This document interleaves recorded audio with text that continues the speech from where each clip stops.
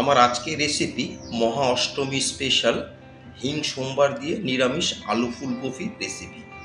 নমস্কার বন্ধুরা, আপনারা দেখছেন সুব্রত অর্চনার রান্নাঘর। আমার আজকের রেসিপি মহা অষ্টমী স্পেশাল হিং সোমবার দিয়ে নিরামিষ আলু ফুলকপির তরকারি। এটা নতুন কোনো রেসিপি নয়, প্রায় সব বাড়িতেই হয়ে থাকে। তবে আমি কি করে বানিয়ে নিচ্ছি সেটাই আজ আমি আপনাদের সাথে শেয়ার করতে যাচ্ছি। আসুন দেখে নেওয়া যাক আমার আজকের রেসিপি নিরামিষ আলু ফুলকপির তরকারি। আলু ফুলকপির তরকারি বানিয়ে নেওয়ার জন্য আমি এখানে 500 গ্রাম সাইজের একটা ফুলকপিকে এরকম ছোট ছোট টুকরো করে কেটে নিয়েছি। আর নিচে আমি এখানে দুটো মিডিয়াম সাইজের আলুগুলোকে এরকম ছোট টুকরো করে কেটে নিয়েছি। একটা নিয়েছি টমেটোকে আমি ছোট টুকরো করে কেটে নিয়েছি। একটা মশলার আমি পেস্ট বানিয়ে নেব। একটা বাটি নিয়ে নিলাম, এতে দিয়ে দিচ্ছি আমি 1 টেবিল চামচ জিরের গুঁড়ো, 1 টেবিল চামচ দিয়ে দেবো আমি ধনের গুঁড়ো, 1/2 টেবিল চামচ আমি এতে দিয়ে দিচ্ছি রেগুলার লঙ্কার গুঁড়ো। ঝালটা কিন্তু অবশ্যই আপনারা আপনাদের স্বাদ মতন বাড়িয়ে বা কমিয়ে নেবেন। আমি কাঁচা লঙ্কাও ব্যবহার করব। আর 1/2 টেবিল চামচ দিয়ে দিলাম গুঁড়ো হলুদ। এতে সামান্য জল দিয়ে আমি একটা মশলার পেস্ট বানিয়ে নেব। এইভাবে যদি মশলাটা পেস্ট করে নেওয়া যায় তাহলে কিন্তু রান্নাতে একটা খুব সুন্দর টেস্ট আসে। এবার চলে এলাম মূল রান্নায়। গ্যাসের ফ্লেম অন করে ওভেনে একটা ফ্রাই প্যান গরম করে এতে আমি দিয়ে দিলাম পরিমাণ মতন সর্ষের তেল। দিয়ে তেলকে বেশ ভালো মতন গরম করে নেব। তেলকে বেশ ভালো মতন আমি ধোঁয়া ওঠা গরম করে নিয়ে এখন এতে দিয়ে দিচ্ছি কেটে রাখা আলু। আমি আগে আলুটা দিচ্ছি, আলু সেদ্ধ হতে একটু সময় বেশি লাগে বলে। আলুকে আমি মিনিট 2 একটু নেড়ে চেড়ে ভেজে নিলাম।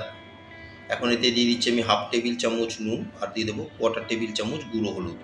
দিয়ে নুন আর হলুদের সাথে খুব ভালো মতন আমি আলুকে মিশিয়ে নেব। নিয়ে আরও মিনিট 3 আমি আলুকে ভেজে নেব।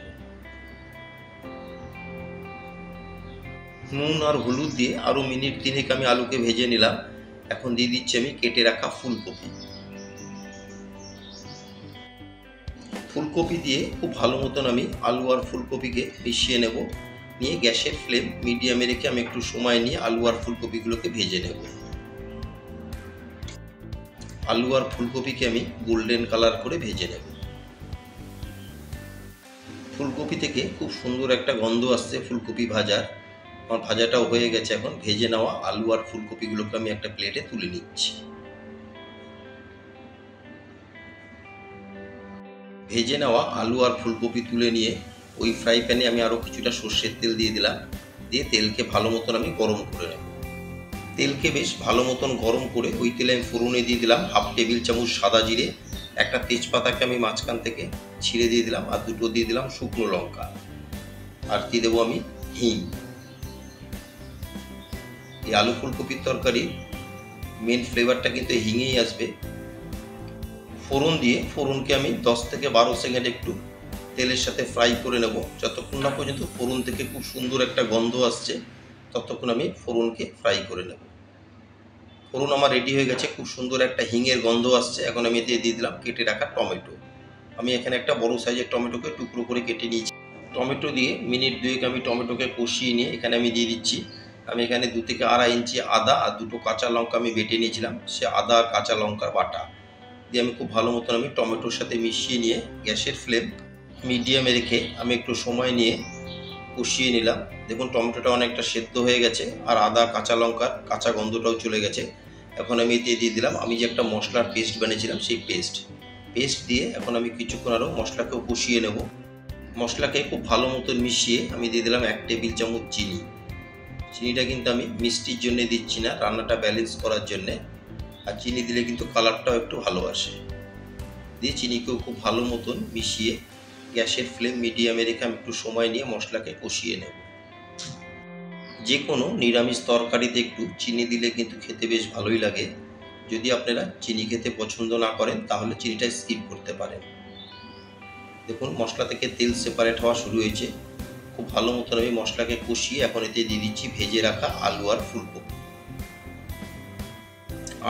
ফুলকপি দিয়ে এখন খুব ভালো মতন আমি মশলার সাথে আলু আর ফুলকপিকে মিশিয়ে নেব। নিয়ে এখন গ্যাসের ফ্লেম মিডিয়ামে রেখে কিন্তু আমি একটু সময় নিয়ে আলু আর ফুলকপিকে মশলার সাথে কষিয়ে নেব। আর আমার নতুন বন্ধুদের কাছে রিকোয়েস্ট, যারা আমার চ্যানেলটি এখনও সাবস্ক্রাইব করেননি তারা অবশ্যই সাবস্ক্রাইব করে আমার পাশে থাকবেন, আর পাশে থাকা বেল বোতামটি প্রেস করে রাখবেন। যখনই আমি নতুন কোনো ভিডিও আপলোড করব সবার আগে নোটিফিকেশান আপনাদের কাছে পৌঁছে যাবে।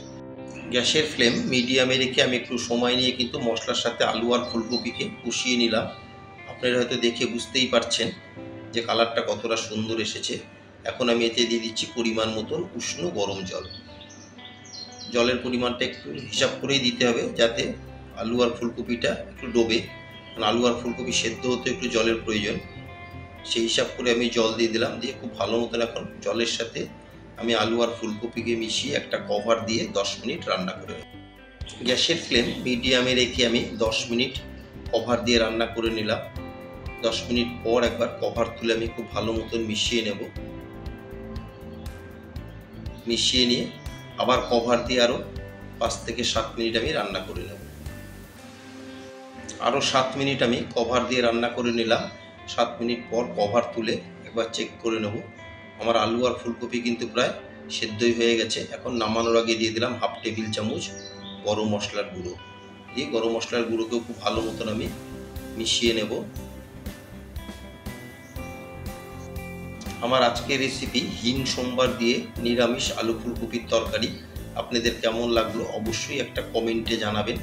যদি কোনো অংশে ভালো লেগে থাকে একটা লাইক, শেয়ার আর ছোট্ট করে একটা কমেন্ট করতে ভুলবেন না। গরম মশলার গুঁড়ো দিয়ে আরও মিনিট 2 আমি রান্না করে নিলাম। আমার আজকের রেসিপি একদম রেডি। এখন গ্যাসের ফ্লেম অফ করে আমি গরম গরম পরিবেশন করব। এটা লুচি, পরোটা, ভাত সবার সাথেই কিন্তু দুর্দান্ত লাগে। সবাই সুস্থ থাকবেন, ভালো থাকবেন। আবার দেখা হবে নেক্সট একটা এপিসোডে।